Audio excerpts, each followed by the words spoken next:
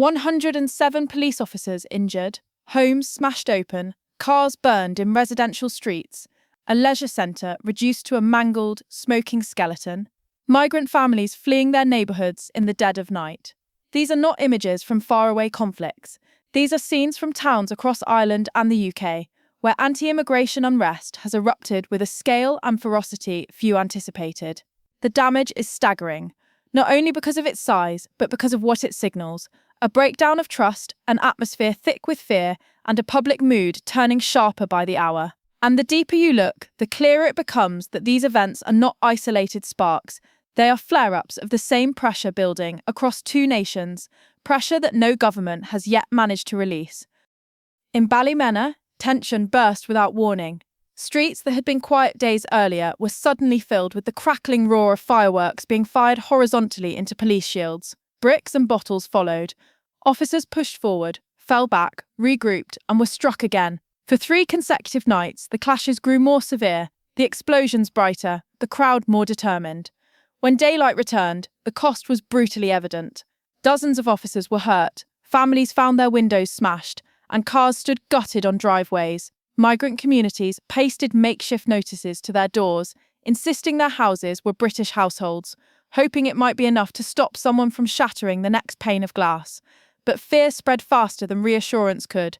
Entire streets saw families of Romanian, Bulgarian, and Filipino origin packing their belongings into their cars, leaving the homes they had lived in for years. In one neighbourhood, nearly 2/3 of a Roma community left altogether, too frightened to stay another night. The violence then struck Larne. A leisure centre temporarily housing displaced migrants was forced open by masked men and set alight. Flames tore through the roof. Fire crews battled to contain the blaze, as police confirmed it was a deliberate attack. Officers brought in reinforcement units, including water cannons, to regain control of the surrounding streets. The sense of instability did not fade with the smoke. It settled in, heavy and unmistakable, a belief that something fundamental had shifted. Dublin, throwing bottles and launching fireworks at authorities during an anti-immigration protest sparked by allegations of an attack on a young girl. Across Ireland, anger was erupting in multiple places at once. These clashes were not spreading from town to town like contagion. They were surfacing independently, each driven by its own mixture of frustration, fear, and political disillusionment. And in Dublin, the tension snapped into full view. More than 1,000 protesters surged through southwest Dublin after news broke that an asylum seeker had been charged with the alleged assault of a 10-year-old girl. The crowd pushed forward with a force that overwhelmed officers. A Garda vehicle was set ablaze. A helicopter circling overhead was hit repeatedly by laser beams. Officers were struck by fireworks fired like munitions. Inside the hotel housing asylum seekers, families pressed themselves against interior walls as the sounds of glass, explosions, and shouting filled the air. But what's most alarming is not just the violence itself, but the pattern it fits into. Across the UK the previous year, more than 30 towns had already faced their own anti-immigration demonstrations, some spiralling into nights of open disorder. Hotels became flashpoints, streets filled with confrontations.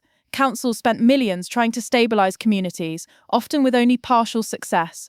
Put together, these events reveal a continent-wide unease, where social tension no longer waits for a single trigger. It erupts wherever the pressure is highest. Inside Downing Street, these scenes have landed with the weight of a political crisis. Keir Starmer, already under pressure to bring immigration under firmer control, now faces a reality where unrest is unfolding faster than policy. His Home Secretary has pushed to accelerate deportations, tighten asylum rules, and reduce visa pathways for workers and families, arguing that public confidence can only be rebuilt through decisive action. Yet these measures have not calmed the streets. Instead, the government finds itself caught between two forces moving simultaneously. One side accuses Starmer of being too slow, too cautious, too unwilling to confront what they see as a national emergency. The other argues the government is abandoning humanitarian responsibilities and fueling fear with rhetoric that emboldens extremists. This divide has created a political grey zone, one where neither side feels listened to, and both feel increasingly angry. Online networks magnify that anger relentlessly. Videos of clashes in Ballymena, fires in Larne, and confrontations in Dublin are being clipped, shared, distorted, and weaponised. Narratives form instantly. Some are false, others exaggerated, but all of them spread faster than official statements can correct. And as those narratives grow, they build a sense that the authorities are no longer in control. For Starmer, this is the nightmare scenario. A security challenge that morphs into a political one, then feeds back into the streets, creating a cycle neither legislation nor press conferences can easily break. Across both islands, police forces are reviewing their plans, strengthening patrols, and preparing for more unrest. Community leaders are meeting behind closed doors, trying to calm residents who are terrified of further reprisals. Councils are assessing damage to homes, shops, and public buildings, unsure how they will fund the repairs. Migrant families continue to leave neighbourhoods where they believed they were safe. In every conversation, from police stations to parliament, the same fear echoes: the next eruption may not wait for weeks or months. It could happen tomorrow, triggered by a rumour, an allegation, a video, even a misunderstanding. And when you consider the scale of the destruction already seen, burned buildings, displaced families, entire communities emptied, and more than 100 officers injured, the stakes become painfully clear. If this is what a single wave of anger looks like, what happens when the next one hits? And will the UK or Ireland be ready when it does? You should be here standing with us! Get back!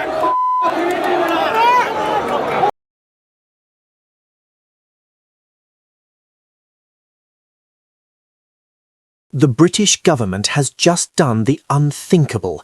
It has pushed aside 1.33 million citizens waiting for social housing and moved to prioritise illegal migrants for brand new council homes. There was no warning, no national debate, no attempt to justify why those who have contributed nothing to Britain should leap ahead of those who have waited years. The announcement landed like a political explosion, not whispered, not disguised, but presented as policy, and the nation erupted. The question now gripping the nation is brutally simple. How did we get here? In Ashfield alone, we've got about 7,000 people on the council house waiting list. It's been like that for many, many years.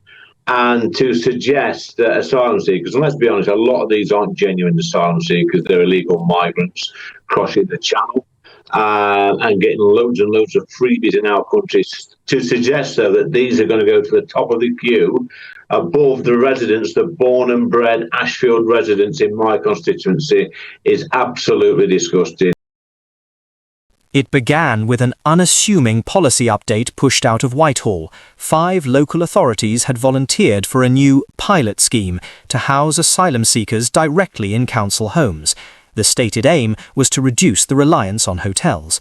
But within minutes of the announcement, the political temperature shifted. In Ashfield, in Brighton, in Hackney, in Peterborough, and deep into rural Wales, councillors were blindsided. Emails, messages and calls flooded in, each one sharpened by disbelief. Reform MP Lee Anderson gave voice to what millions were already thinking when he labelled the plan disgusting. His district alone has 7,000 residents waiting for housing, many for years. Veterans, pensioners, disabled residents, young families hanging on with rising rents, all facing the prospect of being overtaken by individuals who arrived illegally by boat. And the shockwaves didn't stop there. A councillor in Powys revealed her area had nearly 4,000 people waiting on the social housing list, some for almost 3 years, yet no one had been told that newly built homes might bypass them entirely. In communities where local surgeries have shut down, where schools are closing, and where there is no general hospital, the idea of adding more demand to a collapsing system feels like lighting a match beside dry grass. The backlash was immediate and unfiltered. Keir Starmer's government, already weakened by plummeting approval ratings, watched as frustration turned into fury. Social media erupted, local forums exploded, radio phone-ins became battlegrounds of anger as callers questioned how their own government could justify such a move. People in London expressed disbelief that asylum seekers were being placed in accommodation the average resident cannot even dream of affording. Others pointed to Glasgow, already labelled Europe's asylum seeker capital, warning that this policy could turn their towns into the next hotspot. One councillor bluntly warned that people smugglers would now advertise Britain as the land where a free house awaits you. This is political TNT, landing just months before the May local elections, and every opposition strategist knows the line that will appear on leaflets: vote Labour, lose your council home. To understand the scale of the outrage, you must understand the state of the country. Britain is already gripped by a housing emergency. NHS waiting lists have ballooned, homelessness is rising sharply, and immigration remains one of the most divisive issues in the national debate. Anti-immigration protests spread across the UK through 2025, fueled by the sense that the system is not only overwhelmed, but fundamentally unfair. Despite repeated promises to restore order and take control, the government has struggled to contain small boat crossings. Costs for migrant hotels continue to escalate. Enforcement bodies are stretched to capacity. And while ministers emphasise new asylum reforms, Britons feel they are witnessing a government drifting rather than governing. This is the context in which the council housing announcement landed, not in a moment of stability, but in a moment where every fracture is already visible. The consequences for the government could be seismic. Starmer's promise of grown-up politics now rings hollow for many voters who believe the system favours those arriving illegally over those who have contributed to the country for generations. Local councils feel abandoned, communities feel unheard, and even moderate voices warn that dispersing asylum seekers across council homes will make oversight extremely difficult. Hotels, for all their flaws, kept people in one place. Council homes scatter them across towns and estates, making monitoring nearly impossible.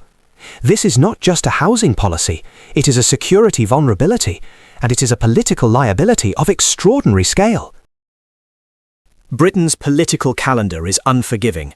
Local elections are only months away. Every party now sees an opportunity or a threat. For the government, this is a nightmare that will follow them everywhere, every doorstep, every debate, every interview. For their opponents, it is a perfect storm. A government struggling with borders, failing on housing, and now pushing a policy that places asylum seekers ahead of citizens. The narrative almost writes itself.